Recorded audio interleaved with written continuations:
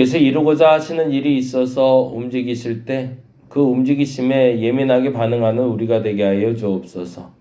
주께서 원하시는 게 있을 때 그 원하시는 게 무엇인지를 분별할 수 있는 지혜도 허락하여 주시고, 주께서 원하시지 않는 일은 무엇인지 분별할 수 있는 지혜도 허락하여 주옵소서. 내 욕심과 내 열심으로 하는 일이 주님의 뜻에 부합하지 않는다면 아무 소용이 없으며, 내 열심이 아니라 할지라도 하나님을 향한 마음이 있다면 그 마음에 부합한 것들이 결과로 나타날 줄로 믿습니다. 하나님, 우리들의 중심을 붙잡아 주시옵소서. 점점 더 어려워지고 점점 더 힘들어진다는 시대가 지금 우리 눈앞에 오고 있습니다. 코로나의 열풍이, 지금 그 광풍이 사라질 기미가 보이지 않습니다. 하나님, 이러할 때일수록 그리스도인들이 그 자세를 잘 지켜나갈 수 있도록 하여 주옵시고, 지금 우리의 정체성이 드러나야 될 터인데 하나님, 감당할 수 있도록 우리들의 믿음을 지켜주시고 하나님, 우리들의 중심을 지켜 주시옵소서.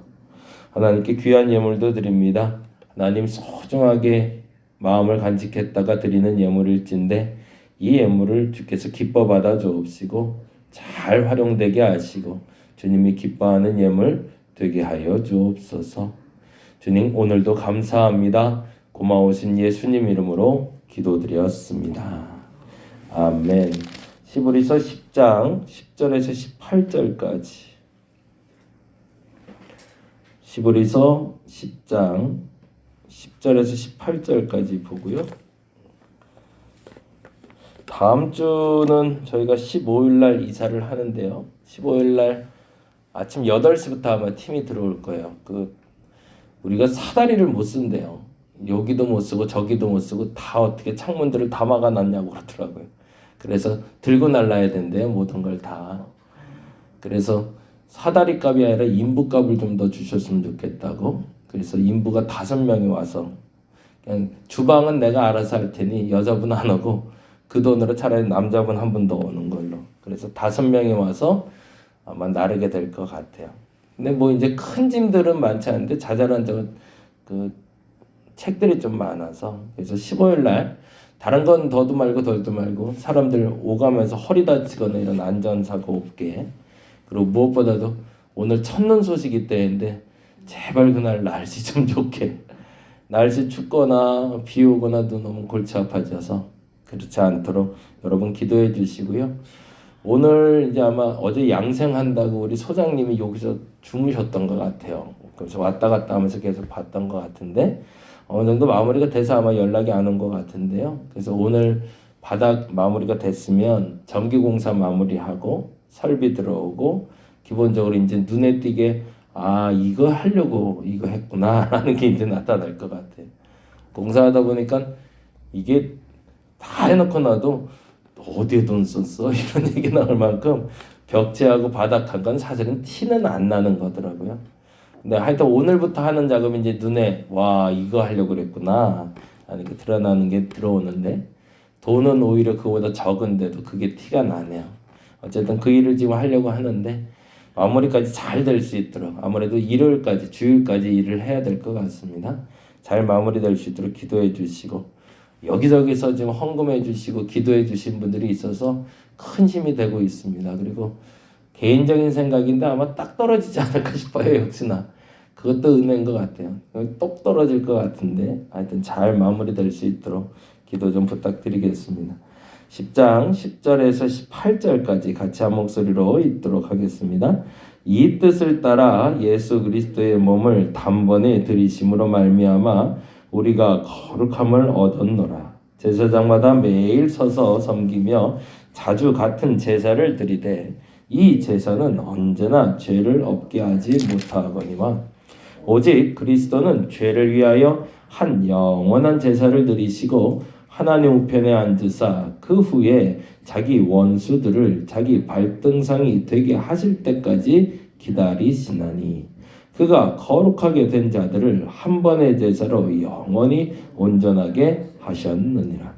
또한 성령이 우리에게 증언하시되 주께서 이르시되 그날 후로는 그들과 맺을 언약이 이것이라 하시고 내 법을 그들의 마음에 두고 그들의 생각에 기록하리라 하신 후에 또 그들의 죄와 그들의 불법을 내가 다시 기억하지 아니하리라 하셨으니 이것들을 사하셨은즉 다시 죄를 위하여 제사 드릴 것이 없느니라.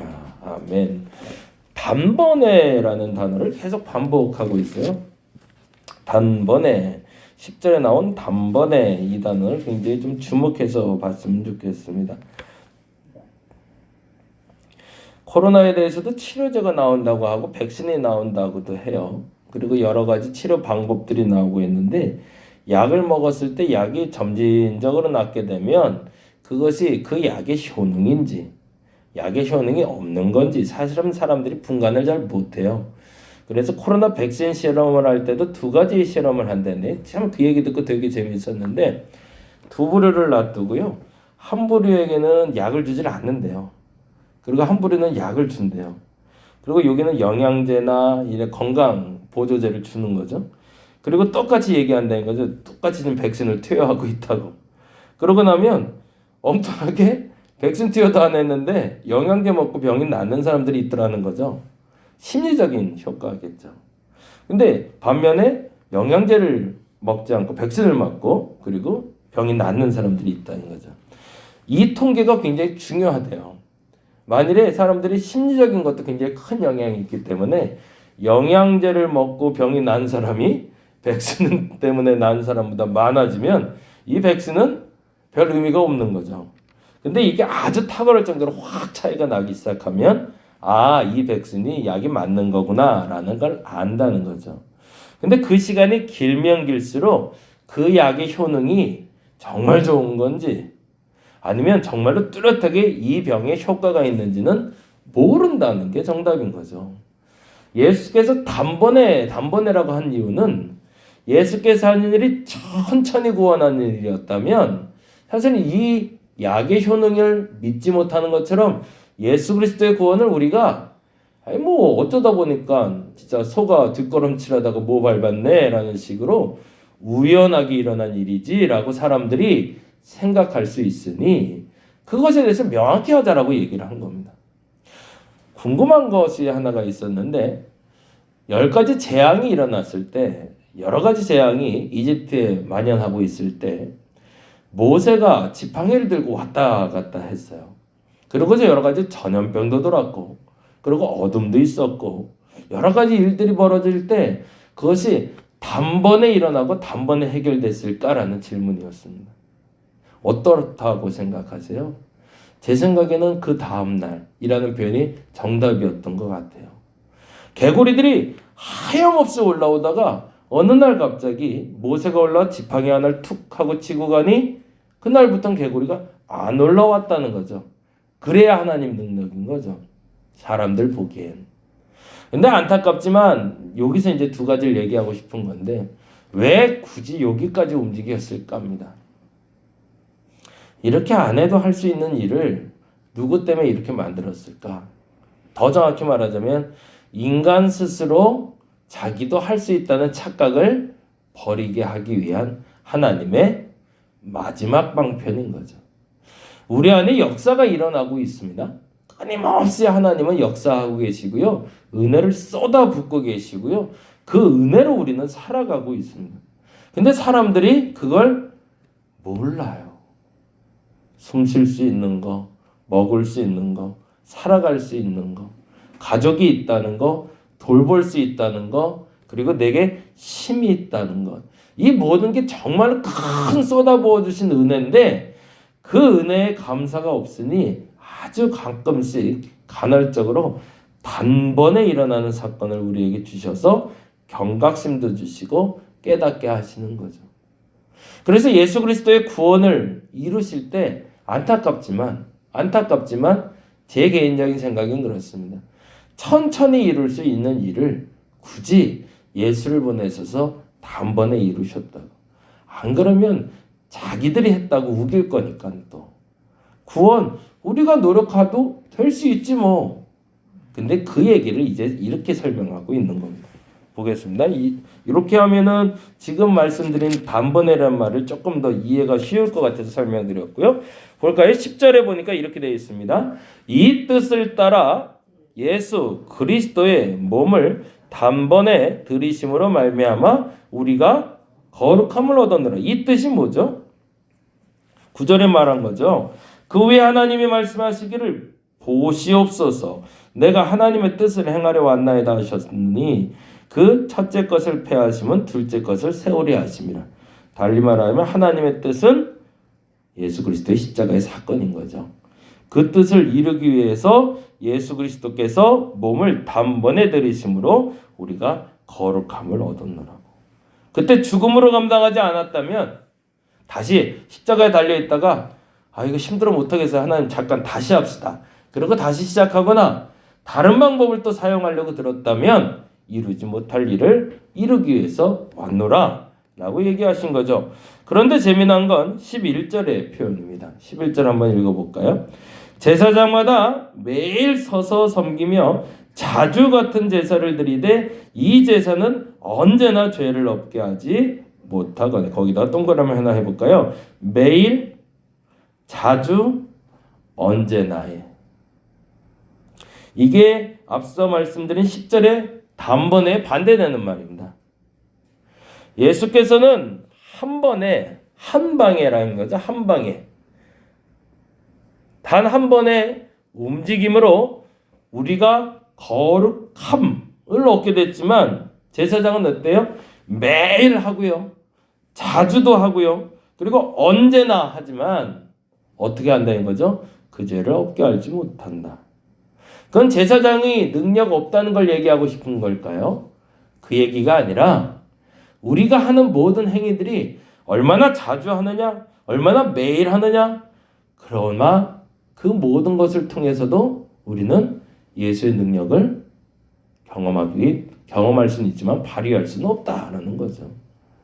그거와 똑같은 거라면 예수님이 굳이 십자가에 돌아가실 필요가 없다라는 설명을 하기 위해서, 달리 말하자면 우리의 행위로 얻은 구원이 아니야 라는 얘기를 계속 하는 겁니다.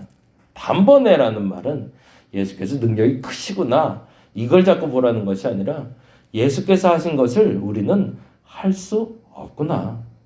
너희들의 노력으로 되는 게 아니야 라는 얘기를 하고 있는 거죠. 그리고 12절에 다시 한번 이렇게 얘기합니다. 12절에 볼까요? 오직 그리스도는 죄를 위하여 한 영원한 제사를 드리시고 하나님 우편에 앉으사. 거기는 오직과 영원한의 동그라미를 하죠. 역시 반대되는 표현이죠. 단번에라는 말처럼 오직 한 방법인 거죠. 오직 그리스도는 죄를 위하여 한 영원한 제사에서 영원한 동그라미 해놓고요. 한 번 했는데 그것이 영원해졌다는 거죠. 그리고 나서 13절에 그 후에 자기 원수들이 자기 발등상이 되게 하실 때까지 기다리시나니. 와, 이게 멋진 거죠. 한번 꽝 하고 치고 나서 가만히 기다리고 있어도 원수들은 알아서 무너지더라는 거죠. 제사장은 매일 자주 그렇게 제사를 드렸는데도 원수들이 발등상에 버젓이 서서 당당하게 나를 쳐다보고 있는데 예수께서의 십자가의 죽으심은 한 번이었지만 그 한 번 때문에 벌벌 떨면서 원수들이 쓰러져 나가더라는 거죠. 그리고 14절에 이렇게 되어 있습니다. 그가 거룩하게 된 자들을 한 번의 제사로 영원히 온전하게 하셨느라. 거기에 한 번 그리고 영원 온전의 동그라미를 해놓죠. 자, 그러면은 오늘 얘기가 정말로 하고 싶은 얘기가 뭔지가 이렇게 명확하게 정리가 되네요. 주께서 단번에 이루셨다는 말을 반대말로 너희들은 이거 못해 라는 얘기를 하는 거죠. 아무리 열심히 내봐라 너희가 사람을 구원할 수 있나. 그거 자꾸 인정해야 된다. 너희들이 세상 구원할 수 있을 것 같냐. 개인적으로 제 생각이 그래요. 코로나가 갑자기 끝날 것 같아요. 어느 순간 갑자기 나도 모르게 끝났네 라고 말할 것 같아. 그래야 하나님이 하신 거라고 사람들이 인정할 것 같아서. 이게 천천히 끝나버리면 이거 우리가 백신 만들어 끝났네 라고 할 것 같아요. 어느 날 잠식되지 않을까. 그리고 나서 사람들은 여러 가지 핑계를 대겠죠. 이런 노력도 했고 저런 노력도 해서 끝났다라고. 근데 결국에는 병을 걷어가시는 분도 하나님이실 테니 그 기대를 해보긴 하지만 물론 방법은 모르겠습니다. 근데 중요한 건 어찌됐든 하나님이 하시는 일과 내가 하는 일에 대해서 명확하게 구별해내지 못하는 이들에게 하나님은 단번에 그리스도를 통해서 구원을 이루셨다는 거죠. 그리고 나서 이렇게 얘기했었죠. 14절에 보니까 거룩하게 된 자들은 한 번의 제사로. 그러면 거룩하게 된 자들은 누구를 얘기할까요? 우리들을 얘기하는 거죠. 그럼 우리는 어떻게 거룩하게 될 수 있을까? 단지 예수 그리스도를 믿음으로 말미암아 거룩하게 될 수 있는 거죠. 그러니 그 구원에 대해서 너희가 감히 너희도 할 수 있다는 착각도 버릴 뿐더러 이 은혜가 얼마나 감사한지를 기억하라라는 거죠. 그리고 그 은혜가 얼마나 위대한지를 다음과 같이 이야기하십니다. 16절, 17절, 18절이죠. 같이 읽어봅니다. 주께서 이르시되 그날 후로는 그들과 맺을 언약이 이것이라 하시고 내 법을 그들의 마음에 두고 그들의 생각을 기록하리라 하신 후에 또 그들의 죄와 그들의 불법을 내가 다시 기억하지 아니하리라 하셨나니 거기가 은혜인 거죠.